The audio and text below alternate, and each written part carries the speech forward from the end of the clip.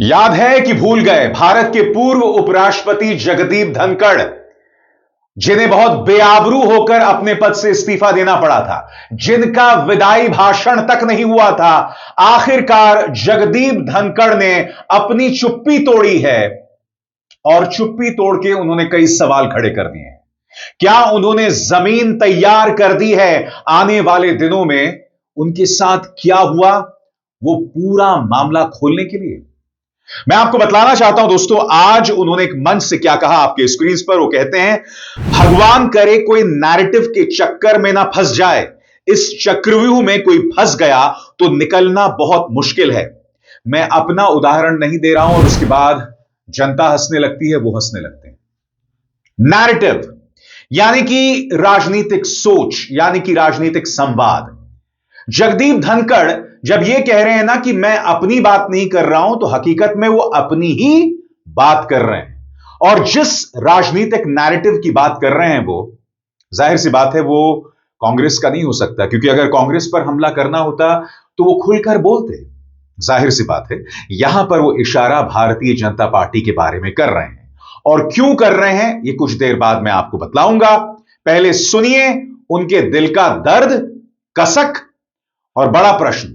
क्या यहां से जगदीप धनखड़ ने जमीन तैयार कर दी और आने वाले दिनों में वो और पोल खोलने वाले हैं? सुना जाए। Information warfare, Tiwari ji talked about narratives. भगवान करे कोई नैरेटिव के चक्कर में न फंस जाए। इस चक्रव्यूह में कोई फंस गया तो निकलना बड़ा मुश्किल है। मैं अपना उदाहरण नहीं दे रहा हूं।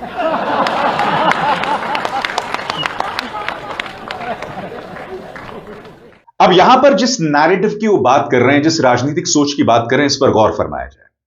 जगदीप धनखड़ ने हाल में 2 पद संभाले हैं। पहला, जब वो पश्चिम बंगाल के राज्यपाल थे, और उस वक्त आपको याद होगा कि वो भारतीय जनता पार्टी के नेताओं से ज्यादा एक्टिव थे। ममता बनर्जी की आलोचना करते थे, सड़क पर उतर जाया करते थे, जो कि राज्यपाल का काम नहीं है।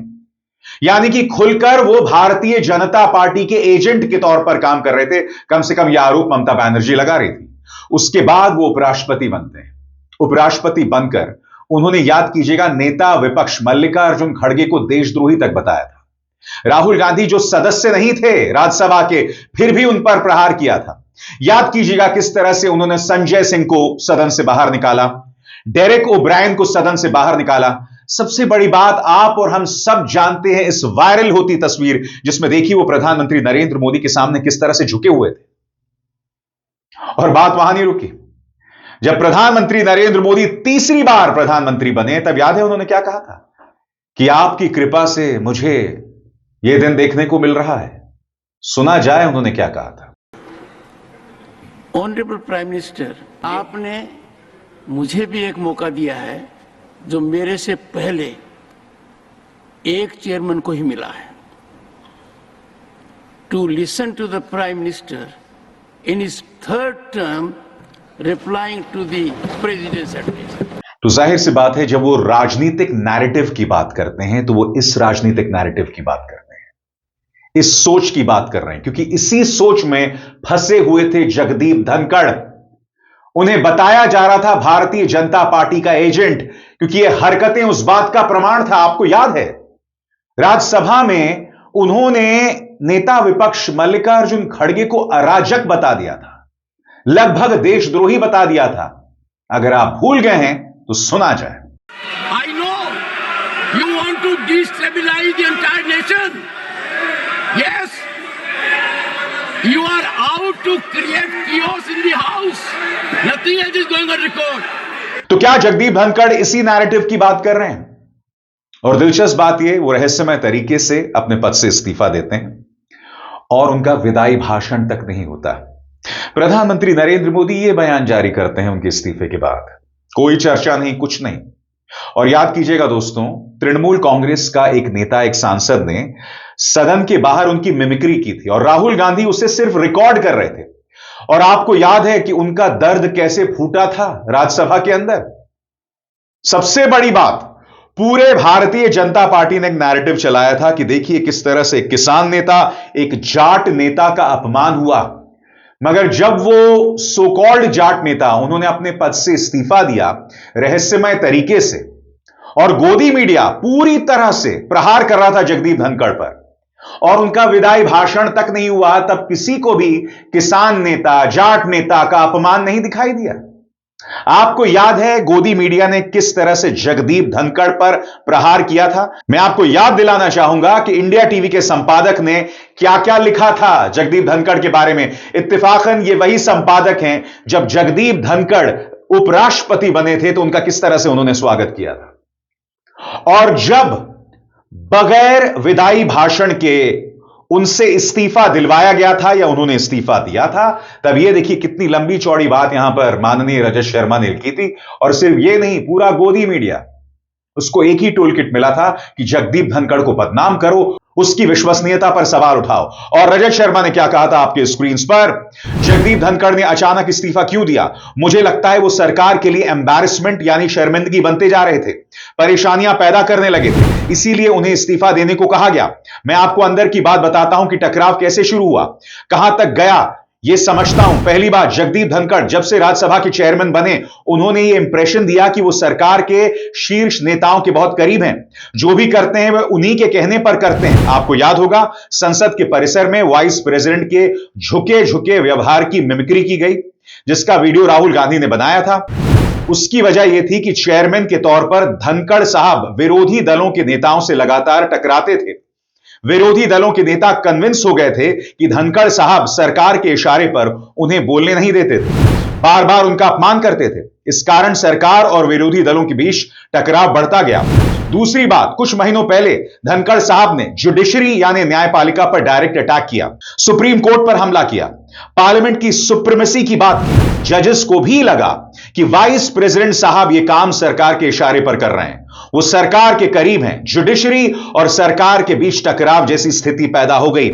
तीसरी बात, इन मामलों पर जब उन्हें समझाने की कोशिश की गई तो वो नाराज हो गए। उन्होंने याद दिलाना शुरू किया कि कैसे वाइस प्रेसिडेंट होते हुए भी उन्होंने लगातार जगह जगह सरकार को डिफेंड किया, अपनी प्रतिष्ठा दांव पर लगा दी। यह सरकार से यानी भाजपा से उनके डायरेक्ट टकराव की शुरुआत थी। बात बढ़ती गई। चौथी बात, उन्होंने जगह जगह सरकार की टॉप लीडरशिप की शिकायत करनी शुरू कर दी।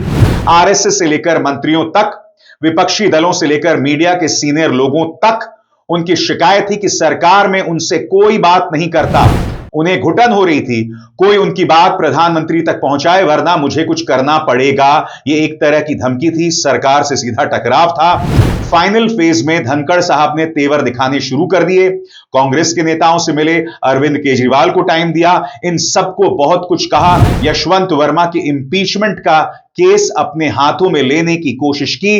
जब सरकार को लगा कि वो अब राज्यसभा में भी एम्बैरेसमेंट क्रिएट कर सकते हैं, तब उन्हें एक फोन गया और यह कन्वे किया गया कि यह खेल ज्यादा दिन तक नहीं चलेगा, आपका इंपीचमेंट हो सकता है। लिहाजा उन्होंने अपने पद से इस्तीफा दे दिया। यह गोदी मीडिया कह रहा था।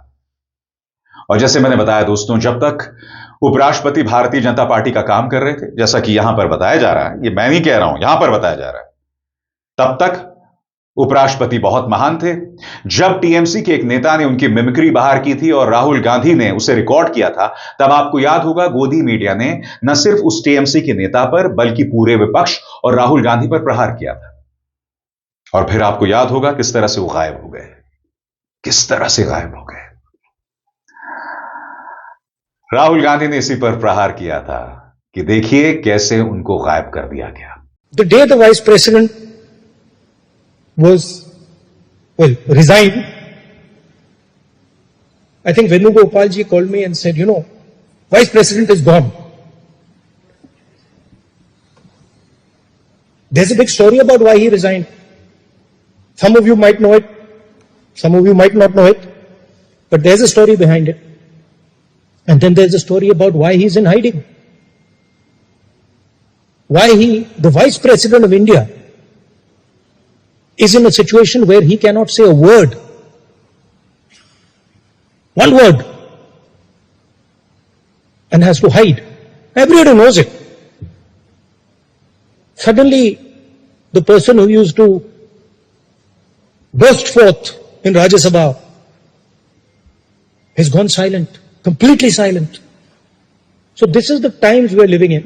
और जहां तक जगदीप धनखड़ की बात है, आपको याद होगा कि उनके इस्तीफे से कुछ ही दिनों पहले उनका एक बयान आया था कि मैं अपने पद से इस्तीफा 2027 में दूंगा।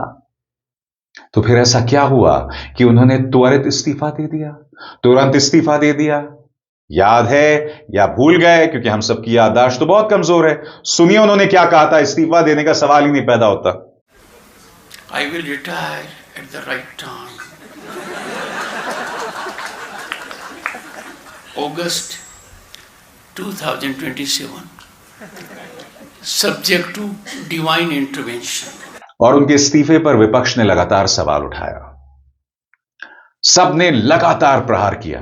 याद कीजिएगा, मनोज झा ने सदन के बाहर क्या कहा था उनके इस्तीफे पर, सुना जाए।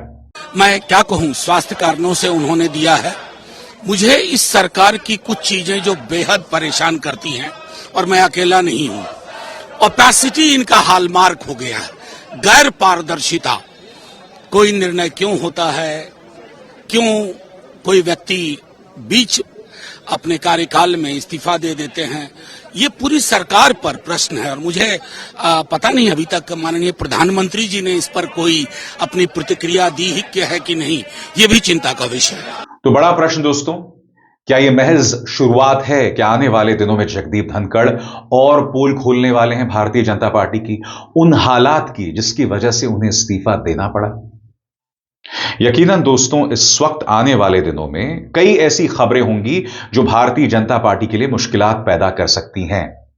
अमेरिका में जेफरी एप्स्टीन को लेकर एक खबर गर्म हो रही है। मैं उसकी अभी चर्चा नहीं करूंगा क्योंकि उसके लिंक्स कुछ भारतीय अधिकारियों से दिखाई दे रहे हैं। जब तक वो खबर कंफर्म नहीं हो जाती, मैं आप तक पेश नहीं करूंगा, मगर वो अपने आप में बहुत ही खतरनाक खबर है। ऊपर से जगदीप धनखड़ का यह बयान, क्या समझा जाए दोस्तों? आपको क्या लगता है, जगदीप धनखड़ सामने आएंगे? क्योंकि देखिए, इन्होंने इतनी सेवा की है भाजपा की, उपराष्ट्रपति के पद पर रहकर, राज्यपाल के पद पर रहकर, क्या क्या नहीं कहा उन्होंने। मैं नहीं भूला हूं कि गौतम अडानी के बारे में मल्लिकार्जुन खड़गे सदन में बोल रहे थे और वो कहते नहीं, विदेशों में जो निकला है उसके बारे में हम अडानी पर हमला नहीं करेंगे। ऐसे कौन बोलता है? यानी कि उपराष्ट्रपति पर जो आरोप लग रहा है, जो उनके आलोचक हैं, वो क्या कहते हैं? उनके आलोचक ये कहते हैं कि उपराष्ट्रपति जगदीप धनखड़ ने न सिर्फ भारतीय जनता पार्टी की सेवा की, बल्कि प्रधानमंत्री नरेंद्र मोदी के जो परम मित्र थे गौतम अडानी, उनके बारे में भी वो कुछ नहीं सुन सकते थे। ये सब चल रहा था, मगर बड़ा प्रश्न, क्या जगदीप धनखड़ अपनी रीढ़ बताएंगे? क्या वो खुलकर सामने आएंगे कि हुआ क्या था? अब वो सामने आकर उन्होंने ये बात तो कह दी है, मगर कई सवाल खड़े हो गए।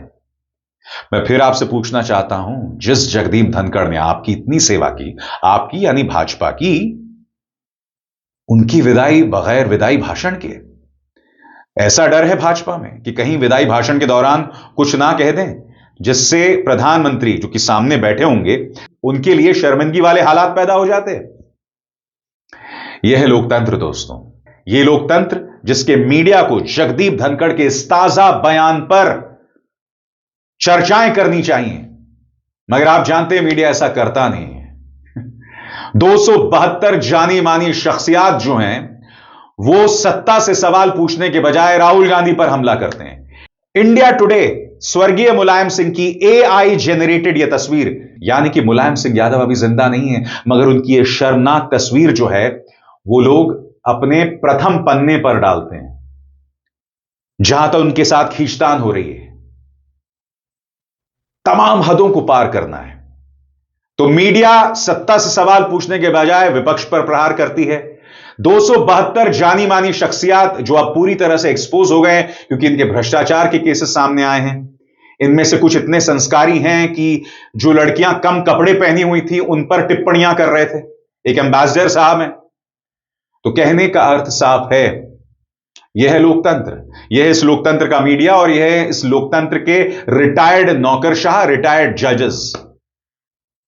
और अब जगदीप धनखड़ का यह दिलचस्प बयान। तो हम तो इंतजार करेंगे दोस्तों और देखेंगे कि आने वाले दिनों में क्या क्या होने वाला है। अब अभिसार शर्मा को दीजिए इजाजत। नमस्कार।